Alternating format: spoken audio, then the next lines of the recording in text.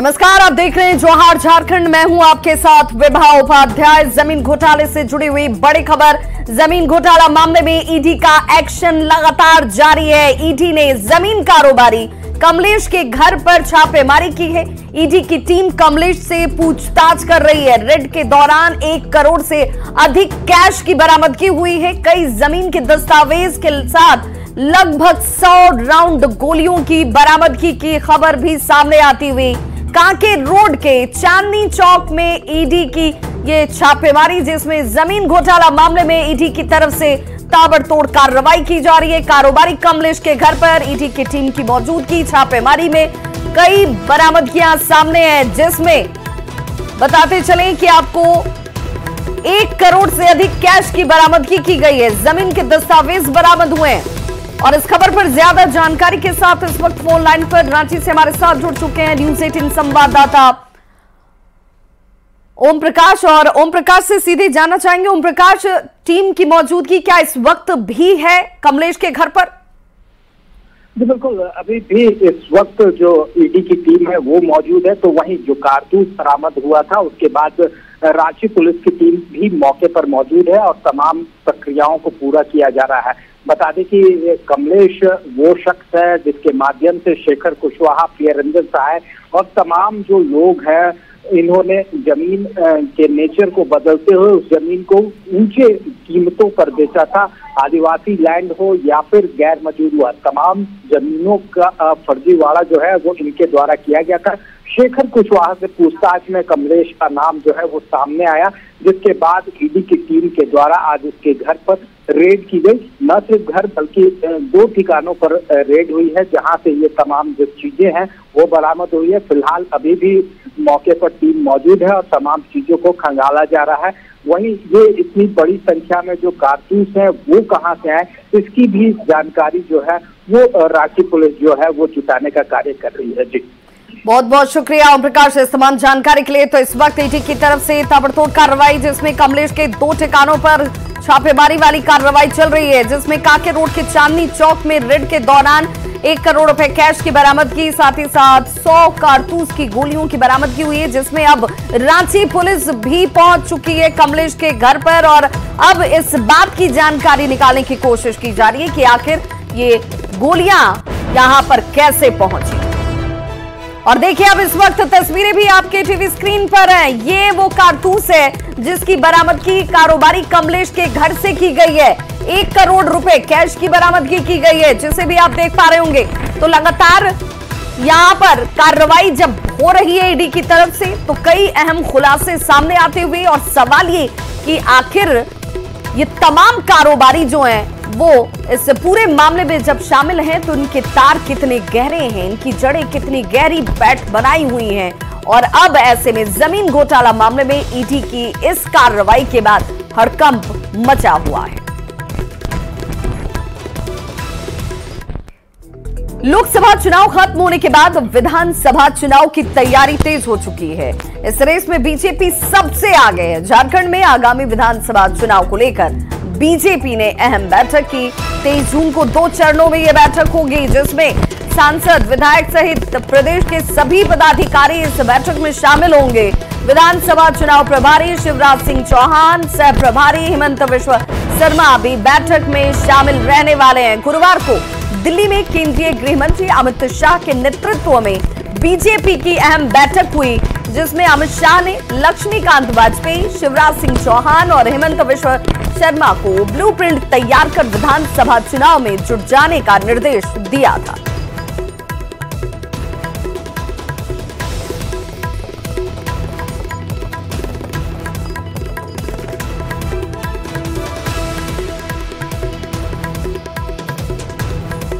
तो झारखंड में विधानसभा चुनाव को लेकर जीत के दावों का दौर भी अब शुरू हो चुका है। बीजेपी के विधानसभा चुनाव प्रभारी शिवराज सिंह चौहान और सह प्रभारी हिमंत बिश्व शर्मा 23 जून को रांची पहुंच रहे हैं, और इसे लेकर कार्यकर्ताओं का जोश भी हाई नजर आ रहा है। जेएमएम ने बीजेपी के वोट प्रतिशत पर हालांकि इस दौरान सवाल उठाए हैं। रणनीति का तो खुलासा कोई पार्टी नहीं करती, लेकिन आप ये समझ जाएं कि इस बार भी विधानसभा क्षेत्र में हम 50 सीटों पर आगे थे। लोकसभा चुनाव की बात करें, और जो गठबंधन 48 विधायकों पे था चुनाव के पहले, वो 29 सीटों पर सिमट गया। अगर आप हमारे वोटों का परसेंटेज देखें तो 47.2% हमारा वोट है, और वो 38% वोट पर सिमट गया, यानी 9% वोट अभी भी वो हमसे पीछे था, जबकि उन्होंने स्थानीय मुद्दों पर चुनाव लड़ा था। इस बार उनका वोट प्रतिशत घटा है, जीत की मार्जिन घटी है। 5 सीट हम लोगों ने जीत लिया, 9 जगह वो लोग जीत पाए हैं, सब जगह मार्जिन कम हुआ है। तो दुमका लोकसभा से बीजेपी उम्मीदवार रही सीता सोरेन के आरोप पर सियासी बवाल जो है वो थमने का नाम नहीं ले रहा, जिस पर कांग्रेस भी अब हमलावर हो गई है। कांग्रेस ने तंज कसते हुए कहा कि अपना घर संभल नहीं रहा, चले हैं देश संभालने के लिए। तो बीजेपी ने भी कांग्रेस को जवाब दिया। पार्टी नहीं है, बल्कि लोकतांत्रिक व्यवस्था पर जीने वाली, चलने वाली पार्टी।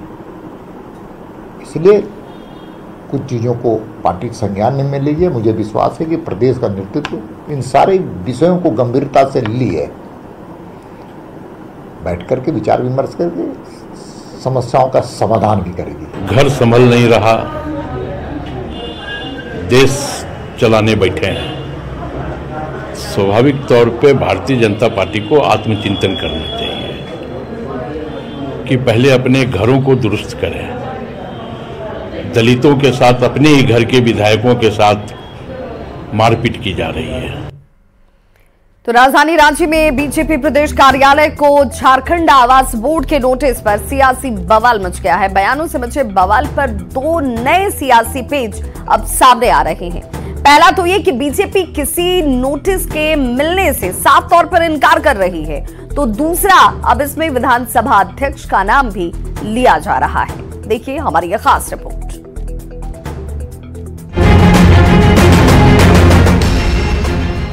झारखंड आवास बोर्ड की ओर से प्रदेश बीजेपी कार्यालय को नोटिस भेजने पर सियासी बवाल मचा है। सियासी भूचाल की वजह आवास बोर्ड का वो नोटिस है जिसमें बोर्ड की ओर से कहा गया था कि प्रदेश बीजेपी कार्यालय का बायोलॉज के मुताबिक रेसिडेंशियल इस्तेमाल नहीं किया जा रहा। इसको लेकर आवास बोर्ड के प्लॉट नंबर 6 और 7 का जिक्र किया गया। साथ ही पार्टी ऑफिस की ओर से नोटिस रिसीव करने के इनकार की भी बात सामने आई। पहली बात तो है, उन्होंने कोई नोटिस हमें भेजा नहीं है। अगर भेजा है तो वो अपना री दिखाए। मैंने कोई रिसीव नहीं किया, कोई भी लेटर उनका रिसीव नहीं है हमारे पास। अब क्या चिपकाया वो तो उनका काम है, कहाँ चिपकाया क्या किया वही जानते हैं। हमें कोई नोटिस नहीं मिला है। सेवा के लिए कहीं भी कोई भी कार्यालय है, चाहे वो किसी राजनीतिक हो, सामाजिक हो, उस पर अगर इस तरह का आरोप लोग लगा रहा है या इस तरह का कार्रवाई का धमकी दे रहा है तो इनको अपने उसका परिणाम भुगतना पड़ेगा। झारखंड आवास बोर्ड की ओर से प्रदेश बीजेपी कार्यालय को अपना पक्ष रखने के लिए 15 दिन का समय दिया गया है। हालांकि इस मामले में बीजेपी ने इशारों में कई बार जेएमएम कार्यालय का भी नाम लिया, जो कि हर मुंह में आवास बोर्ड के प्लॉट पर ही है। जो भी बातें सामने आई हैं उसका जवाब देना चाहिए कोई भी पक्ष हो। जहां तक हमारे ऑफिस का प्रश्न है, हमारा ऑफिस बिल्कुल अस्थायी रूप से है, कैंप कार्यालय है। मेरा अपना कार्यालय निर्माणाधीन है, बन रहा है, बहुत जल्द हम लोग वहां शिफ्ट हो जाएंगे। अब देखना ये होगा कि आखिर आवास बोर्ड का क्या फैसला होता है। बीजेपी के बयानों में विधानसभा अध्यक्ष का नाम भी आ चुका है और कहा गया है कि बाकायदा झारखंड आवास बोर्ड की ओर से विधानसभा अध्यक्ष को एक प्लॉट दिया गया है और उसी बात को छिपाने के लिए प्रदेश बीजेपी कार्यालय का नाम लिया जा रहा है। अब झारखंड आवास से निकला नोटिस बीजेपी कार्यालय तक तो पहुंच चुका है। अब ये नोटिस का अगला पड़ाव कहां होता है ये देखने वाली बात होगी। कैमरामैन संत के साथ संजय कुमार सिन्हा, न्यूज़ 18। और चलिए अब आपको गिरिडीह लिए चलते हैं, जहां हरिचक स्थित बीजेपी जिला कार्यालय में स्वागत और अभिनंदन समारोह का आयोजन किया गया।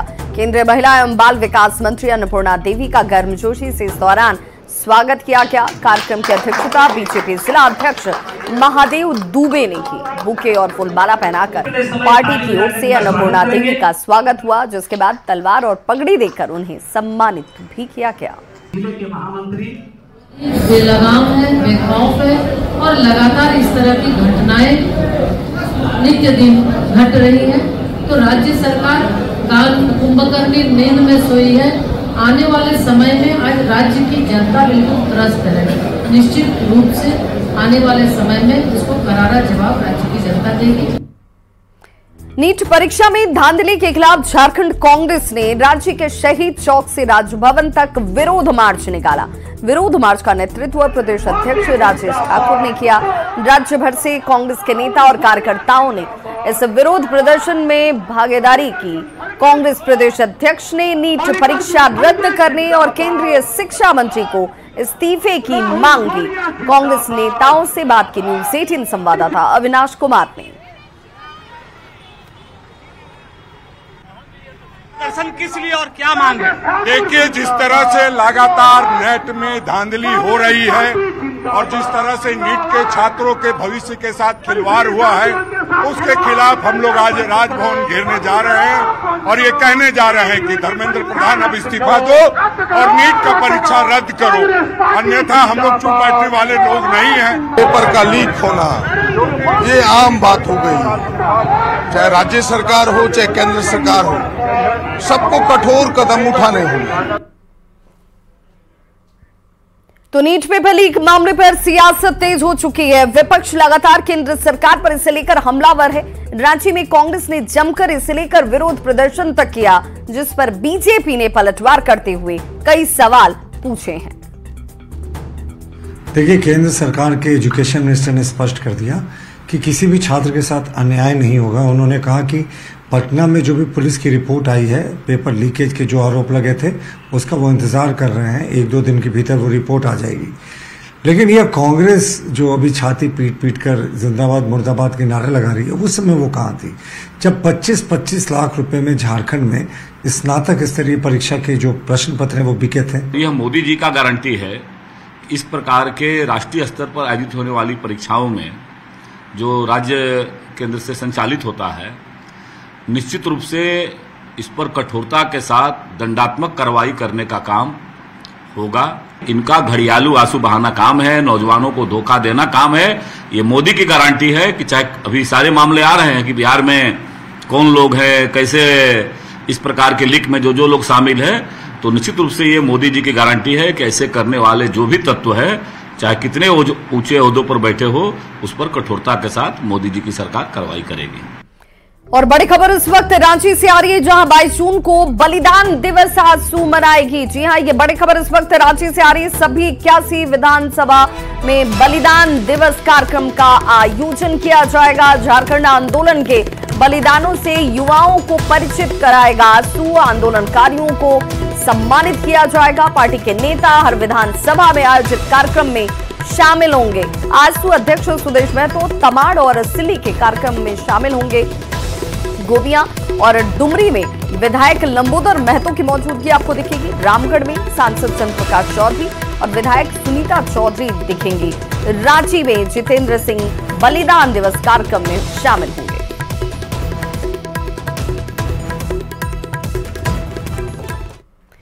झारखंड के स्कूली शिक्षा विभाग ने रांची, लातेहार, पलामू, पूर्वी सिंहभूम और सरायकेला के जिला शिक्षा अधिकारियों को शो कॉज जारी किया है। वरीयता सूची जारी नहीं करने पर यह कार्रवाई की गई है।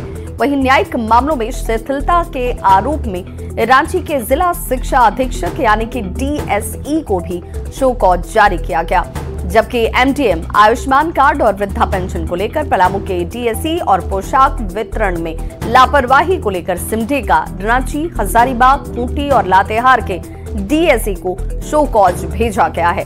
रांची में हुई विभागीय बैठक में सचिव उमा शंकर सिंह ने CM उत्कृष्ट स्कूल और प्रखंड स्तरीय मॉडल स्कूलों में पदस्थापन और प्रतिनियुक्ति की प्रक्रिया अगस्त तक पूरा करने का भी निर्देश दिया है। सिमडेगा के रामरेखा धाम को सजाने और संवारने की पहल शुरू हो चुकी है। ये माना जाता है कि वनवास के समय भगवान राम, माता सीता और लक्ष्मण जी के कदम यहाँ पर पड़े थे। ऐसे में रामरेखा धाम को राम सर्किट से जोड़ने की मांग तेज होती जा रही है।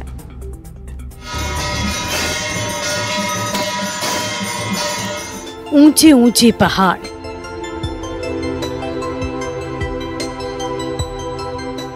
हरे भरे जंगल और प्रकृति मां की छाया, ये अलौकिक नजारा है रामरेखा धाम का। माना जाता है कि वनवास के समय भगवान राम, माता सीता और लक्ष्मण जी ने कुछ वक्त इन जंगल और पहाड़ों के बीच भी गुजारा था। कहा जाता है कि इस गुफा के अंदर भगवान राम के प्रवास के प्रमाण भी मिले थे। सालों पहले इस गुफा में देवी देवताओं की पूजा अर्चना शुरू हुई और तब से मंदिर रामरेखा धाम के नाम से प्रसिद्ध है। अब इस पवित्र धार्मिक स्थल के विकास के लिए गंभीर पहल शुरू कर दी गई है। धाम के विकास सर्वप्रथम तो सर्वोपरि यही है कि धाम के विकास में कैसे जो है इसका जो है विकास हो, सबका मतांतर ले करके सबकी राय लेंगे और इससे संबंधित जो खेती बाड़ी है उसके संबंध में भी लोग राय लेंगे कि क्या खेती होना है या नहीं होना है। भगवान राम के पौराणिक स्थलों से जुड़े राम सर्किट के जरिए देश भर के उन स्थानों को जोड़ा जा रहा है जहां भगवान राम ने वनवास का समय गुजारा था, पर सिमडेगा के रामरेखा धाम को इसमें जगह नहीं मिली है।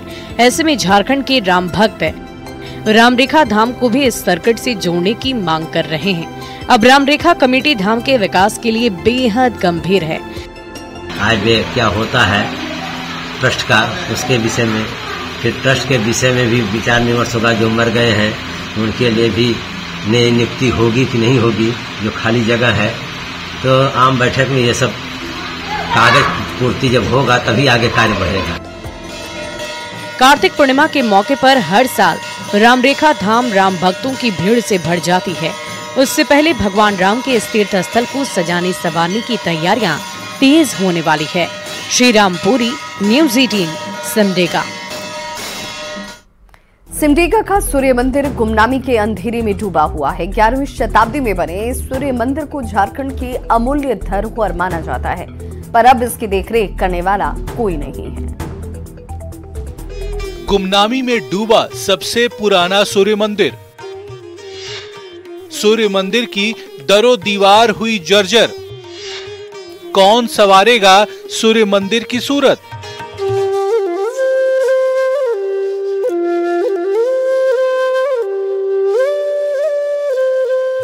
पहाड़ों की तलहटी और हरियाली की खूबसूरत वादियों के बीच ये नजारा है बीरूगढ़ के सूर्य मंदिर का। ओडिशा के कोणार्क के सूर्य मंदिर की तर्ज पर बना ये सूर्य मंदिर अब टूटकर बिखर रहा है। 11वीं और 12वीं शताब्दी के बीच बने इस सूर्य मंदिर को सिमडेगा की अमूल्य धरोहर भी माना जाता है, पर अब इसकी रखवाली करने वाला कोई नहीं। जो भग्नावशेष है वो 11वीं शताब्दी से लेकर के 14वीं 15वीं शताब्दी के बीच वाले भग्नावशेष हैं, जिसमें एक तालाब के सामने मंदिर है, एक सतगरवा जो पहाड़ में है, अंडरग्राउंड जिसका भग्नावशेष है, वो सब पत्थर के ऊपर में पत्थर बिना गारा का इस्तेमाल किए हुए किया हुआ है। इस मंदिर के पास अभी भी 7 घोड़ों पर सवार भगवान भास्कर की प्रतिमा देखी जा सकती है। अगल बगल में सूर्य देव की पत्नी संध्या और छाया की भी आकृति बनी हुई है।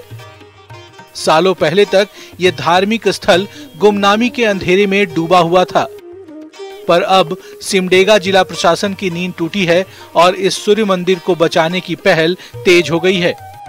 रिटेन करने वाले एक स्पेशलिस्ट को रांची से हम लोगों ने बुलवाया था, जो मलूटी मंदिर का कंजर्वेशन का भी काम कर रहे थे। तो उन्होंने इसको देखा है और हम लोग उसको जो डी कैटेगरी के लिए जो समुचित प्रस्ताव है वो प्रस्ताव तैयार करके राज्य सरकार के पास भेज रहे हैं। हमको लगता है कि जल्दी ही उसका अनुमोदन हो जाएगा। अब सिमडेगा वासियों को बेसब्री से इंतजार है उस पल का जब इस सूर्य मंदिर की रौनक लौटेगी और सिमडेगा का ये गौरव अपने वर्तमान पर इठलाएगा।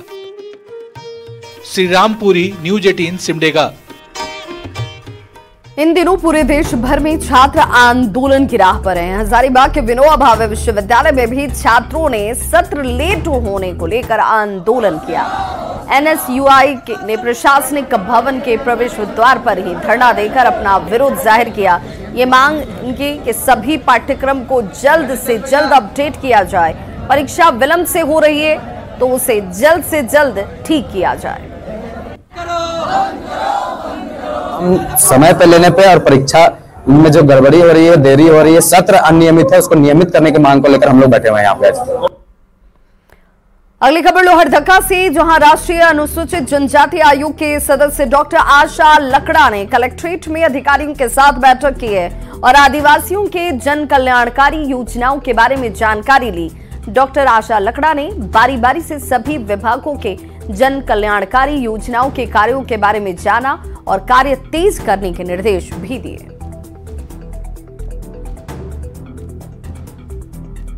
31 ऐसे डिपार्टमेंट है, उनका सबका रिव्यू हमने किया है और उस रिव्यू में कई मामले हैं जो सामने आए हैं। बाकी जितने भी योजनाएं हैं उस योजना को धरातल पर उतारिए।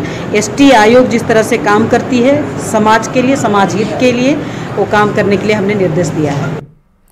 झारखंड में लंबे समय के बाद छात्रवृत्ति में 3 गुना बढ़ोतरी की चर्चा भले ही हर तरफ हो रही हो, लेकिन हकीकत कुछ और ही है। झारखंड में स्कूल में पढ़ रहे एससी वर्ग के छात्रों को छात्रवृत्ति का लाभ नहीं मिल पा रहा, जिसके बाद अब कल्याण विभाग ने नियम में बदलाव कर छात्रों को हर हाल में छात्रवृत्ति देने की तैयारी शुरू कर दी है। मतलब जैसे ड्रेस मेरे पास, मतलब बोतल नहीं है, हाँ ये सब जूते मोजे ये सब खरीदते, बैग ये कॉपी किताब में। तो अभी पैसा नहीं आया है? नहीं। पैसा मिलता है छात्रवृत्ति? नहीं मिलता है। क्यों? सारा डॉक्यूमेंट्स दिया, नहीं आ रहा पैसा। तो इस बुलेटिन में बस इतना ही, लेकिन न्यूज़ 18 बिहार झारखंड पर खबरों का सिलसिला लगातार जारी है।